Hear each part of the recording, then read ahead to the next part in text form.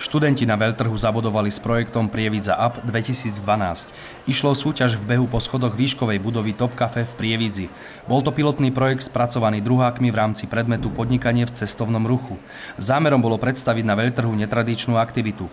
Podľa vzoru svetových podujatí typu Tower Running vznikla súťaž, ktorá sa stretla s veľkou odozvou. Akcia bola veľmi úspešná s ohlasom medzi odbornou aj laickou verejnosťou, čo sme veľmi radi. Rozprávali sme s organizátormi a s tými, ktorí nám vlastne dali peniaze. Väčšine bez sponzorov vlastne nič nemôžete robiť, takže sme veľmi radi, že sme ten projekt dotiahli do takého úspešného alebo finálneho celku. Projekt Prievidza Up predstavilo v Košiciach 5 študentov z 2. B triedy. Počas 6-hodinovej prezentácie v najväčšom košickom obchodnom centre zaujal ich stánok množstvo návštevníkov.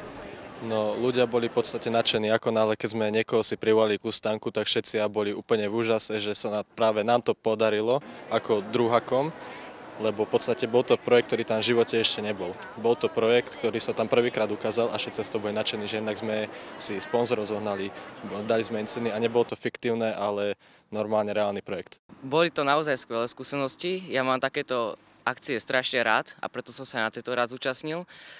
Bola hlavne prakticky veľmi dobrá, lebo sme sa naučili prezentovať to, čo sami vytvoríme a vyrobíme spomedzi ostatných škôl.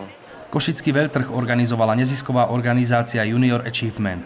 Svoje projekty z oblasti rozvoja cestovného ruchu na ňom predstavilo 45 škôl z celého Slovenska. Druháci z obchodnej akadémie v silnej konkurencii uspeli. Odniesli si prvenstvo v kategórii najkreatívnejší tím. Projekt behu po schodoch prievidskej kaviarne mal kladný ohlas aj na domácej pôde. Z pôvodne školskej akcie sa stalo podujatie, ktoré dosiahlo celomestskú úroveň. Okrem samotných žiakov sa do behu v marci tohto roka zapojila aj široká verejnosť. To ocenila i porota súťaže a návštevníci veľtrhu. Samozrejme zapojili sa aktívni športovci, nešportovci, bol tam maratonec, a bol tam atlét a zaujímavý bol pán Lackovič, ktorý bol nevidomý a v podstate preukázal tú silu a bojovnosť týchto handicapovaných ľudí a všetci proste, keď sme boli z toho úplne v úžase, že ak bojoval. Podujatie Prievidza Up zrejme nezostane len jednorázovou záležitosťou.